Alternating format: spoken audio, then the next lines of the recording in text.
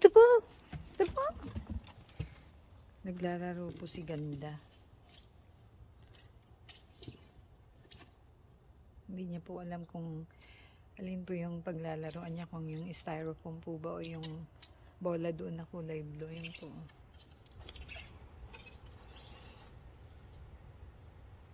Yun po yung bola.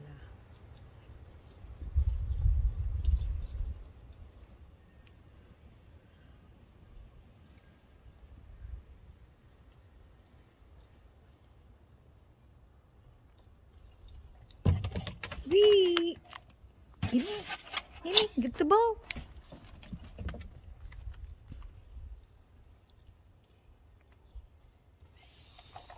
Wee!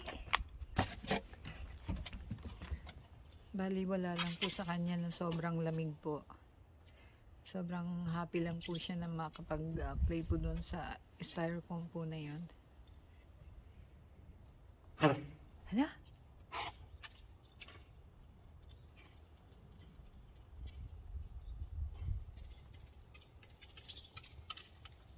Wee!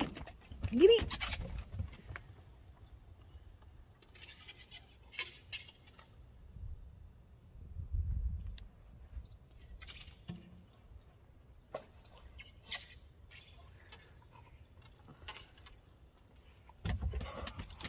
Wee!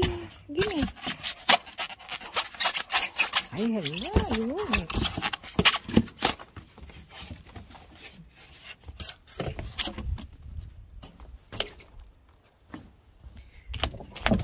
Aray.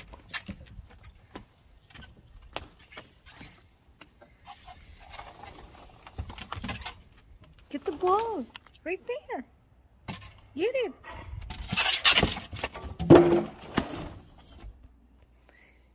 Kinuha ko po tong styrofoam kasi po baka po ngat-ngatin niya po ng ano at malulon. Delikado po ito para sa mga aso. Ayan na po siya. Sobrang dumi po nito na sandali po. Sobrang malabo at marumi po yung labas po ng kasi po pag galing niya po doon sa labas, yung katok niya po bali parang binabambo niya po to. Maano po siya rito. Pakita ko po sa inyo. Ay, ito the ball? Oh my God, hang on. Like I said, marumi po ito dito dahil pagkagaling niya po doon sa kung saan man siya nanggaling, yung bali pagkatok niya po, paano po yung parang pahampas po ng kamay niya, marumi nga po yung kamay niya.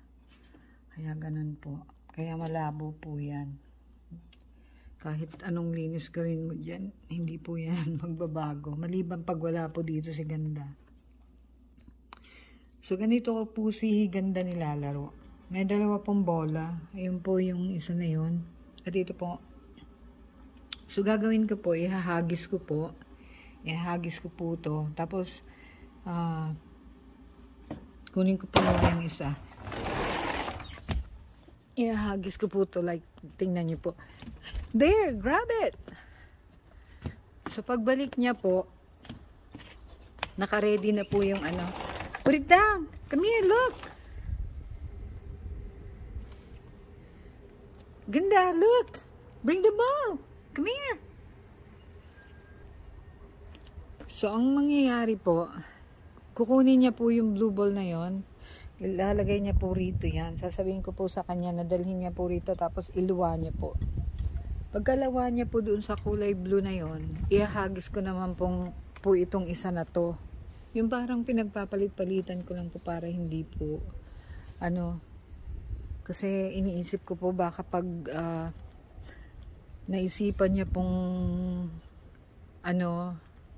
like tumigil po makipaglaro sa akin ito, baka dalhin niya po doon kung saan man po pwede niya pong anuhin at ngat-ngatin po sa maliliit po na magiging maliliit po na at pwede niya pong malulon. Delikado po yun. Kaya naisipan ko po ganun po yung gagawin ko, yung hindi ko po siya bigyan ng chance na maano niya po ito, mapunit-punit po sa maliliit na ano. Ganda, get the ball! Right there! Hurry up! Yan na po siya. O, kinukuha niya po yung blue. Oh. Bring it! Come here! Ay, umiihi po siya. Matalino po ito si Ganda.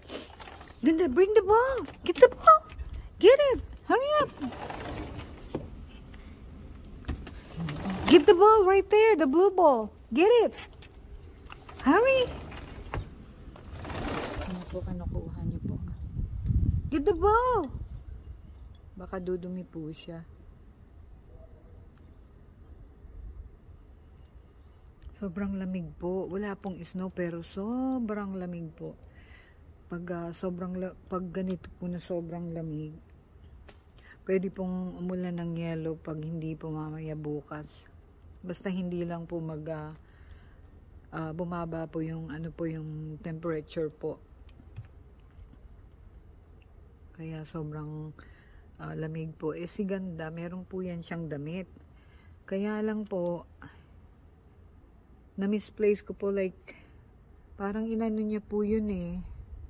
Parang gusto niya pong ngat-ngatin. So, parang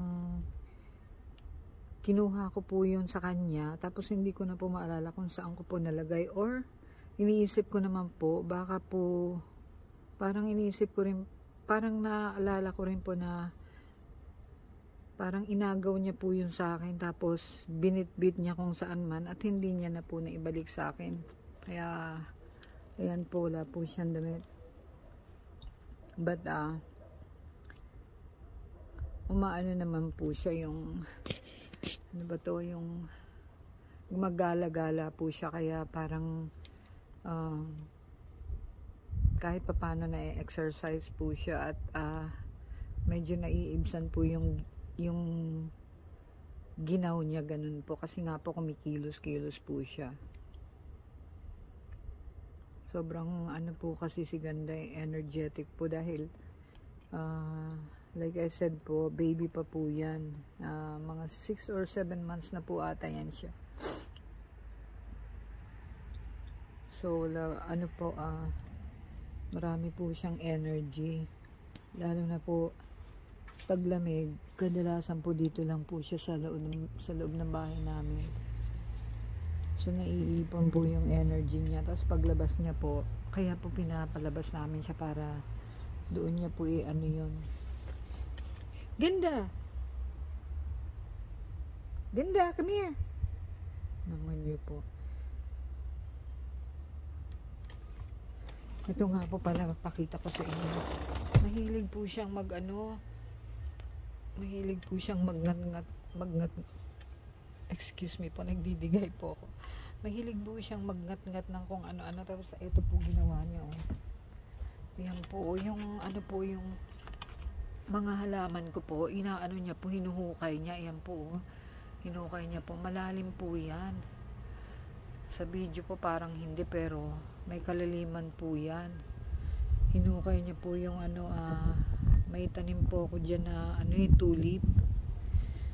So, hindi po yata, ewan ko lang po kung nahukay niya po yung na yun or hindi. But, yan po. Tapos, eto na naman po, tinatry niya po yan. Yung isa po na yan. Tapos, yung po, tinatry niya din pong hukayin. Mahilig po siyang maghukay. Hey, get out there! Kaya hindi ko po alam kung ano po yung gagawin ko ngayong ngayong susunod na kung matataniman ko po ba or hindi, kasi parang useless, hinuhukay niya lang po. Ayan po, katulad po yan mga na yan, pang prevent po yan para hindi po tumubo yung mga damo-damo. Tingnan niyo po yung ginawa niya, nilagay niya na po doon, imbis na nandito po yan, pantakip dyan sa mga hinukay niya po.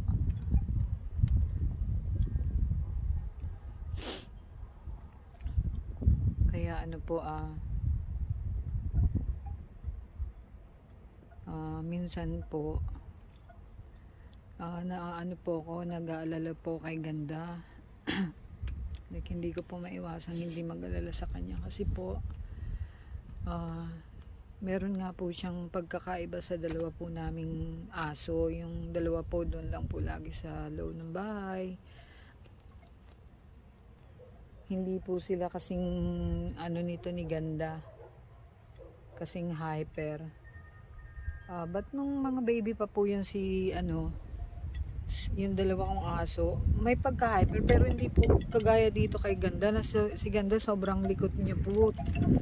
And ang diferensya po, malaking aso po ito. At hindi ko rin po maalala na kakalkal po na mga ganyan. Yung ko po yung actually si Ninja po medyo naglaro-laro po siya ng ganun ng bahangin, pero sandali lang po tapos nawala rin po. Kaya nga iniisip ko sana nga po, shh, tingnan niyo po, kinakagat niya po yung part po ng puno. Kaya nga po medyo may pagkaano to may pagkapasaway po to si Ganda. Ganda, come here.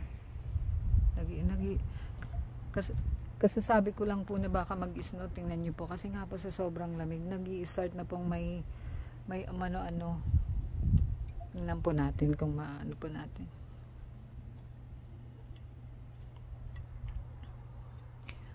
Yan po may mga maliliit na po na butil ng snow, yung pong snowflakes nag-i-start na po kasi nga po like I said sobrang lamig. Like I said, yung dalawa pong aso, hindi po kagaya sa kanya. Ayan po, tingnan nyo, nagngangat-ngat po siya. So, yung point po na sinasabi ko na medyo nag-aalala po ako kay Ganda kasi nga po like kung ako lang po, kaya ko po sigurong i-handle yung pagiging niya po, yung galaw-gaw, yung katulad po ng ginagawa niya po na ganyan, nagngangat nga, tapos yung ganito po, or yung inihian niya po yung sahig namin at nasira na po, tapos ito doon po yan niya po, pinagngangat-ngat niya po, ayan tapos yan pong mga sapin dyan na yung mga black na yan, sapin po yan. Before po ilalagay itong mga mulch na mga mga pinong kahoy, yan po muna ilalagay ang itim na yan. So pagkasapin po nung itim na yan na parang banig,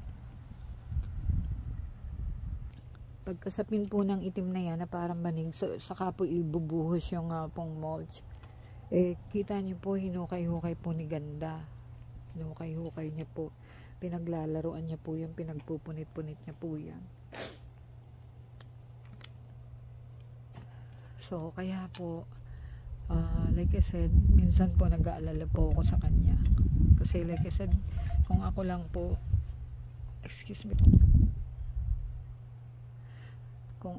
po, maano ko po yun, paano ba yun, papagpasensyahan ko po siya sa mga pagkagalaw-gaw niya po. But hindi lang naman po kasi ako yung nandito po sa bahay, so baka naiisip ko po, baka po maisipang po to ng iba ko pong pamilya, yung ibigay po siya or para ipa-adapt sa sa iba or ilagay sa kung saan man. Doon yan po na sa iniisip ko na yan, nalulungkot po ako para kay Ganda kasi nga po excuse me po, kasi nga po hindi niya naman po alam yung ginagawa niya kasi baby nga lang po siya at saka aso, ganon, yung hindi niya po yung kasalanan. Kaya nga lang po nakakasira din naman po ng ng mga kasangkapan yung sa loob ng bahay namin or yung mga ganito nga po, ganyan. Katulad po nyo, hindi nyo po tinitigilan yung puno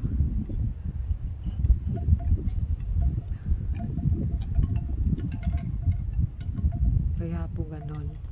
Inaalala ko po siya, yung naawa po ako sa kanya. Parang pag nangyari po yon na halimbawa tanggalin po siya dito sa bahay, na ano ko po, nakawawa po siya.